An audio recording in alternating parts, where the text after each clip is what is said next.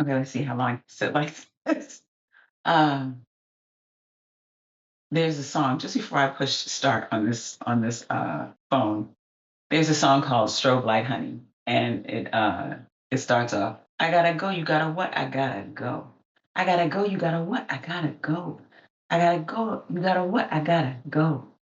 Um, he says something that says it's the strobe light. It's the yeah. So the whole premise of the song, of course, is that he's at the club, and the sister looks fine in the strobe lights, and then it's like, wait a minute, maybe not. So it made me chuckle because I'm thinking about the fact that strobe lights are fun.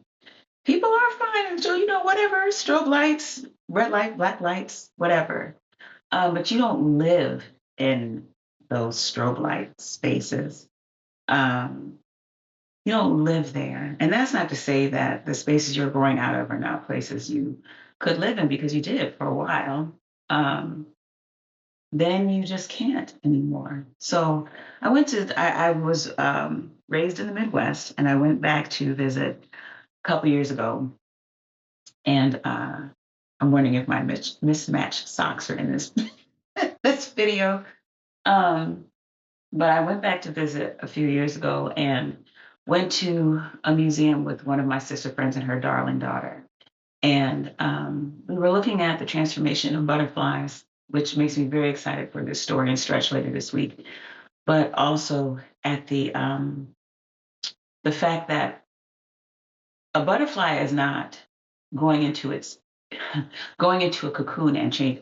Excuse me. A caterpillar is not going into a cocoon and changing its clothes. It is not going into a cocoon and unzipping itself and then pulling on its wings and extending its legs and absorbing. It when a caterpillar transforms into a chrysalis, it is transformed into another state of being.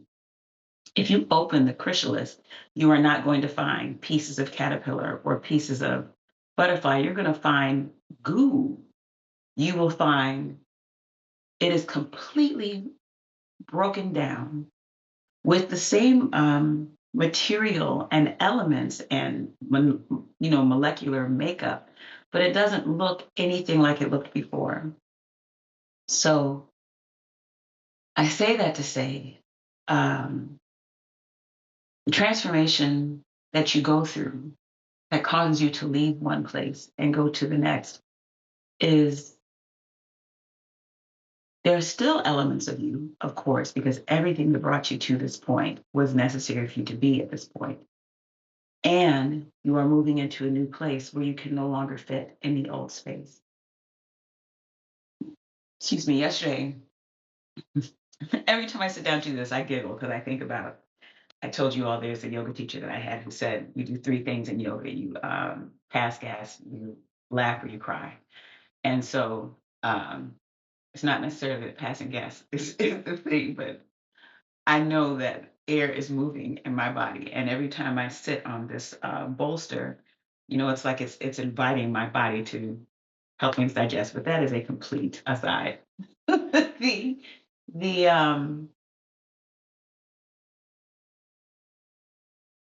that butterfly, I'm really amazed at even just the chrysalis that is a space that needs to be honored in the transformation of that um, caterpillar. It's not a space to run through. It's not a, oh well, they're in the chrysalis. They're going to be a butterfly. It is a space that has to be honored. It is a space that needs its time. It is a space that requires that the caterpillar has done all of this work that's necessary to be in the space of incubation, in the space of transformation. It is necessary that it is left alone, that no one is poking at it and prodding at it, and all the things that I wanted to do to cocoons and chrysalis when I was a little girl. It is secret. It is sacred. It is not broadcasted. It is not rushed. It is not on public display. It is not for. It's not for show. It is a very secret and sacred occurrence And that space of transformation, you are told when it's coming. You are told what is necessary. You are told that what you were in no longer fits. And in any tradition that I've learned in, been associated with, practiced, the same thing occurs.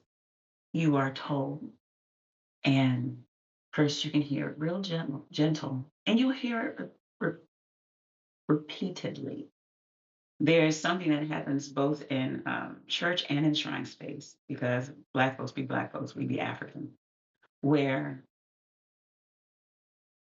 you can be in church and hear a message, whether it be a scripture or a sermon or someone sang a song or someone spoke to you, and be like, "Girl, I received confirmation about that.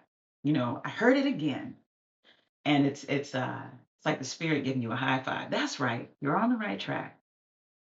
There have been spaces that I've been in shrine space where um, a message comes through, and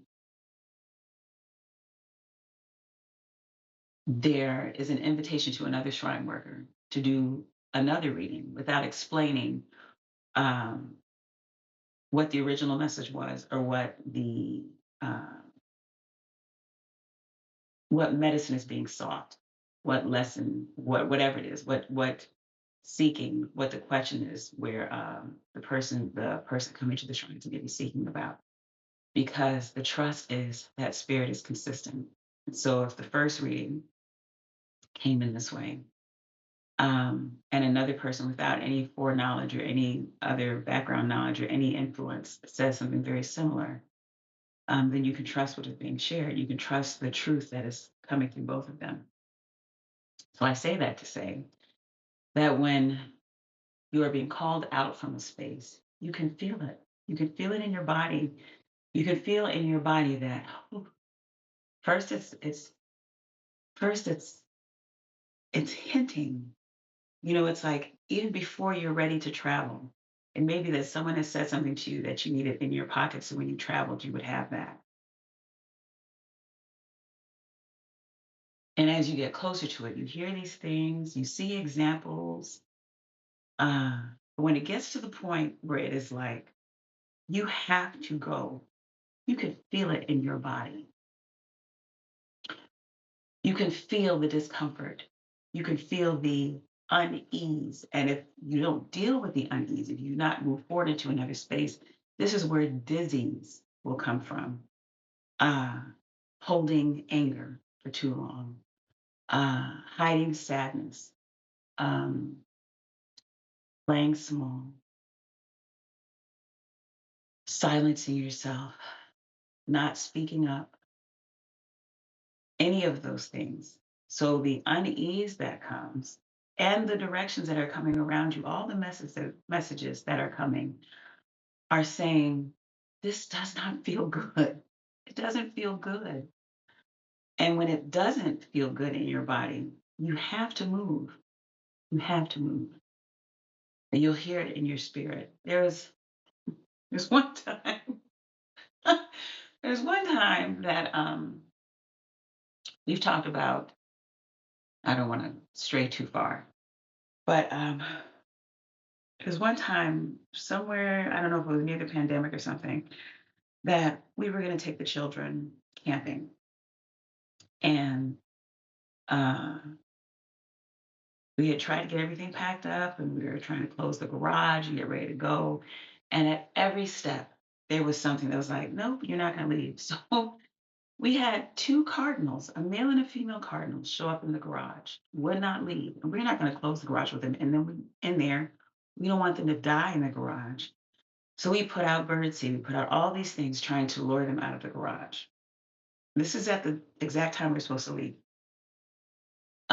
Then we get them out of the garage. We get everything loaded up in the car. We we get ready to pull off, and the gate on the back of the van must not be closed because we pull off and the door opens and things tumble out into the street. Okay, so put everything back.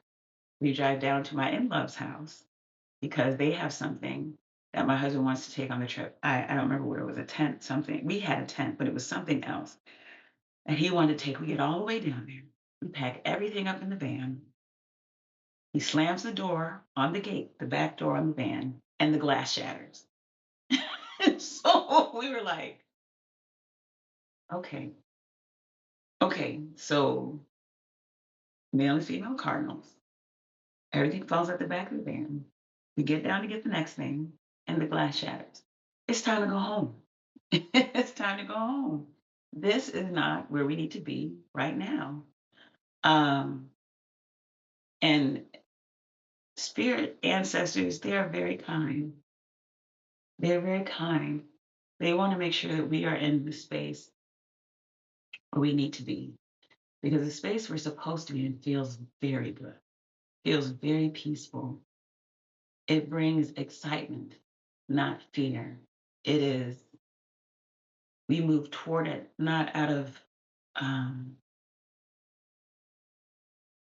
fear of losing, but the excitement of gaining, of becoming more of ourselves. And even with all of that, there's still grief in leaving a shared space. Uh, I started out with a story about the strobe light with the song, and everybody who's in that club is sharing that experience. The strobe light's going off, it's fun, you know. Um, you look like you're making magic. Everybody looks like they're moving in slow motion or whatever.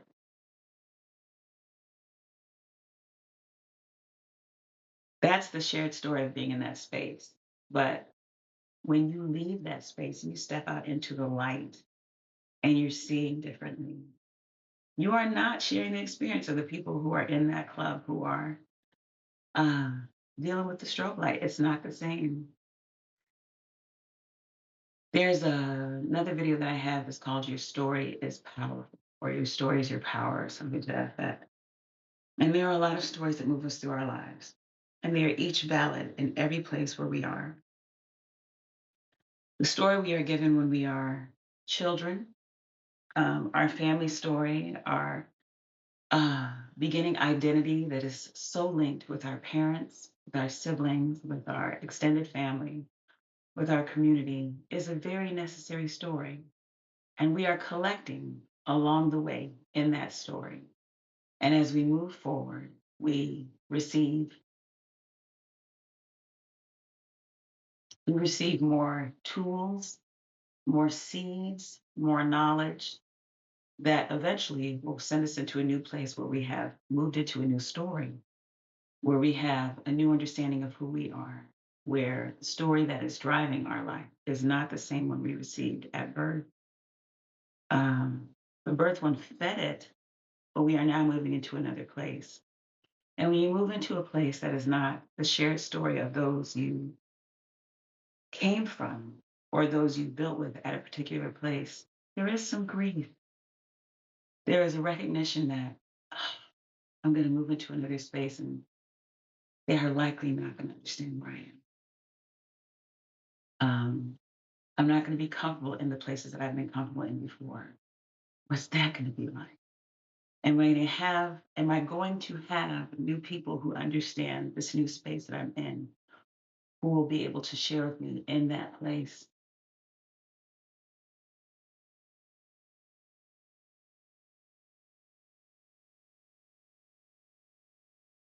Acceptance has a price.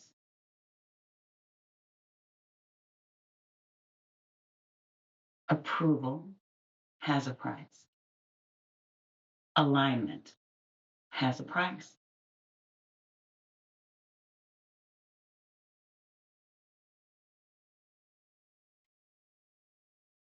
When acceptance is sought as the final goal, everything along the way can be sacrificed to reach that acceptance. Meaning, there are things that you may hear that you're like, this is what I'm supposed to be doing, but this may not allow me access into this group. So I won't do that.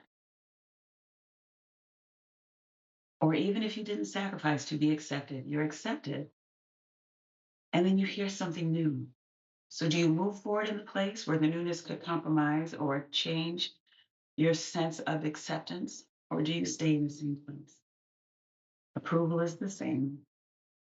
We talked about before how being the good girl, the good guy, the good person is a survival strategy, especially in my understanding, because I'm a woman. So being the good girl is a survival strategy, and approval comes from the outside.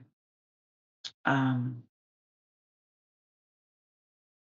Someone else telling you, approving of you, comes from the outside. So that is a handing over of your autonomy. That is a consistent looking to someone else to let you know that it's okay. And that has a price. Alignment. Alignment may cost you your acceptance and approval. That's the cost. To truly be aligned, we don't use radios the same way anymore because you can scan on your car radio, or maybe you have like a satellite radio, so it is of no consequence. But when there were dial radios and you would turn looking for a station and it would be so specific to make sure you were getting the signal that was at that frequency so that you could actually hear what you were looking for. And you're shifting through the stations, they're static. There's the sound of something else that's not clear. There's the sound of things that you're not looking for. There's confusion in a lot of spaces. But when you get to the signal that you're looking for, and it's exactly the information you were looking for or the music you were looking for, it's like settling into a warm bath. It is perfect. It's not to say this without challenges, but it is aligned. It is the frequency that you need to be at. There are times where you can try to hear that on those radios. You could try to get the frequency that you needed, and you'd turn a little bit, and you pick up a little bit of it, and then it would kind of fall out for a second. And you hear something else, and you twist a little bit more and adjust, and you pick up a little bit, and then I'm not quite there. And you turn adjust until, ooh, straight up and down. There it is. And sometimes you may have to even move your radio. You may have to adjust your antenna. You may have to do a lot of things that cause you to not be in the same space. You're already changing the dial. Now you got to move the radio. Now you got to get closer to a window, or you got to move to the other side of the house, or you have to, whatever it is, you have to adjust the antenna. We have to do that. We have to move to other spaces to get our signal to be clear so that we are picking up just the signal that is intended for us, so that it is not confusion, so it is not muddied, so it is not unclear, so it is not uh so it is not a little bit of this and a little bit of that. So it is exactly what you are called to.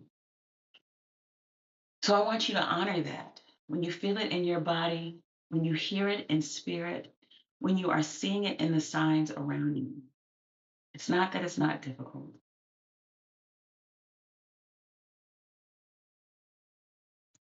And it would be more difficult to stay still.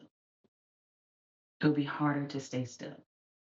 So honor your body. There are many different schools of thought and tradition, schools of thought and traditions that speak to what you feel in your body and what that indicates. And I think I've shared that before. But um, when you're not feeling supported and your back hurts, or we store a lot of emotion in our hips, tightness in your chest, tightness across your back or your neck.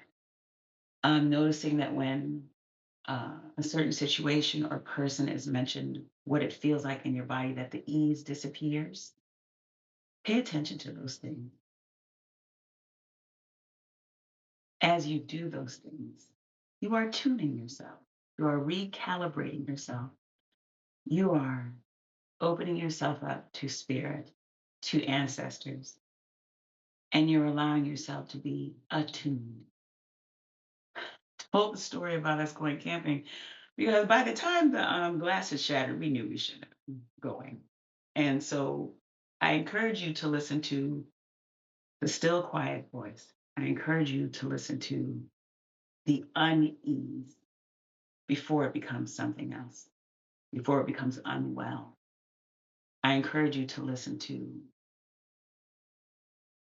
in stillness before it becomes shouting, before it becomes a very large, loud message that you may not have wanted to receive that way. And I'm so grateful that that the shrines, that the Creator, that my ancestors want me to succeed so much that if I don't listen the first time, they will try again. There is no wrong number, we ain't reach her. That's what she wants. Because they know what I want is to be my best self, is to be my whole self, is to be the best example to my children and to my loved ones. They know that's what I want. So they don't leave me in my, uh, they don't leave me out of frequency. They don't leave me disconnected. They don't leave me confused. And they don't do that for you either. So trust your body, trust your hearing on many different levels, and move when you're called. Start moving. Doesn't have to be drastic. Sometimes there are calls for drastic measures, but we hear things and they come steady. It's like they come steady. So listen up and allow yourself to move forward. Okay? This is Reverend Okunfo Walu Yogi, Sister Mama Adia saying, I'll see you tomorrow. Peace.